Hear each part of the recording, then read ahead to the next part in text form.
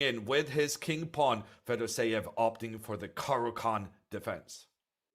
Yeah, I think the Caro-Kann is definitely a regular part of Fedoseev's opening. And Aronian goes for the popular exchange variation, certainly popular, especially in rapid and blitz time controls, but also even in classical games. And now we have a big change in the center where black has taken on an isolated pawn on d5. This pawn cannot be protected by other pawns, so it is considered a long-term weakness. But instead of having it as a weakness, Fedoseev is basically telling Aronian, here you go. Be my guest, capture my pawn. And Aronian chooses not to capture that pawn immediately, as it would allow black's pieces to develop with tempo, as we call it, when you get your pieces out while simultaneously attacking the opponent. Yeah, so now it's white's job to develop the queen side pieces. And I assume that the very standard thing to do is to play knight d2 to b3, try to get the d4 square. But you have to realize that black wants to play bishop f5 with a tempo. And so that move will be coming by black pretty soon, unless there's some kind of tactic with rook takes e7.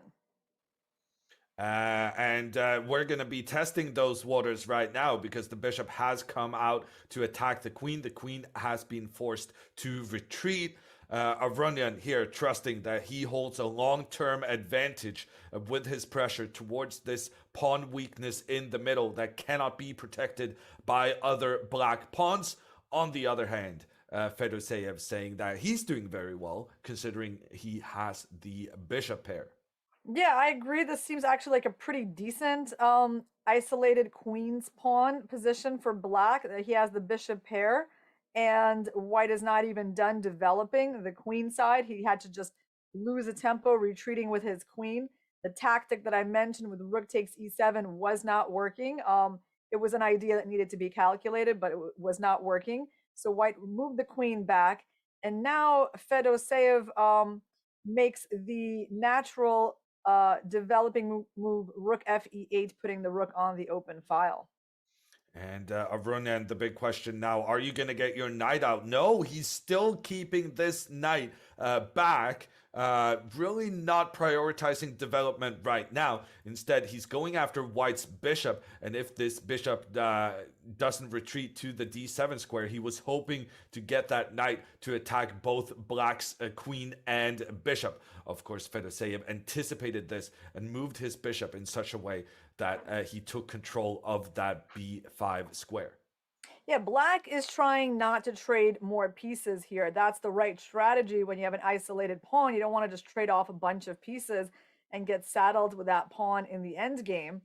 I like his move rook e4 because the way he offered the rook trade would have really improved his pawn structure. And Aronian goes here and attacks the pawn on d5. Now black has to figure out how to protect it. And it's not actually that easy. Instead of protecting, he chooses to attack using his pawn on the side of the board to push white's bishop back. Too bad that the crazy queen d5 probably doesn't work here. I mean, it is a very tempting move to look at, sacrificing the bishop for two pawns and getting a very active knight on g5 probably doesn't work, but I'm sure Aronian is taking a look at that move right now. Aronian deciding after a little think to move his bishop back, retaining the threat on the pawn in the middle. And in order to protect that pawn, Fedoseev is choosing to retreat his knight. And here you see the problem of having a pawn that must be defended by pieces that doesn't have the support of your other pawns. This knight now exclusively performing a defensive duty. Isn't it a very strange thing that you know the knight is sort of blocking the rook's escape backwards? Like I would be thinking here about moves like knight d2 that attack that rook, but Aronian went with knight b5, forcing the light squared bishop to make that capture. So white is, you know, succeeding in getting more piece trades, which I think is a good thing for Aronian. And he's taken away that one advantage we mentioned for Fedoseev. Fedoseev did have the advantage of the bishop pair. Well, not anymore. And that means It's Aronian with the positional advantages now, but who has the advantage on the clock? It's Fedoseev, who has 30 seconds extra, and that could be very significant as both players are approaching the 1 minute mark. Yes, and now Aronian just kind of conservatively moves his bishop to d2, offering up the rook trade. It's an interesting move because I think that black cannot move the knight from e7 because of the capture on d5.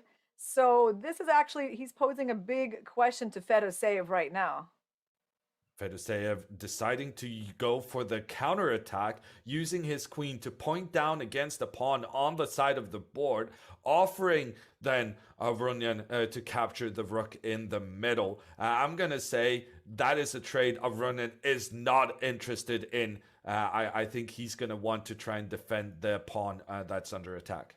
Well, this was a very clever move, queen b6. I mean, he's absolutely right to try to defend actively, and the way Aronian defended the pawn, it's probably not the move he wanted to play because it does create some weaknesses in his pawn structure as well.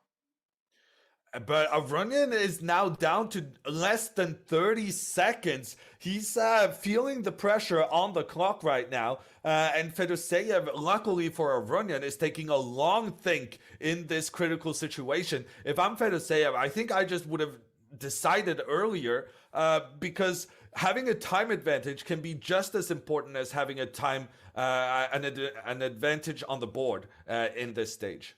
The problem is it was so tricky for him to figure out how to deal with that attack on the rook, and he wound up trading, which he really didn't want to do. So he did trade off that powerful rook on e4.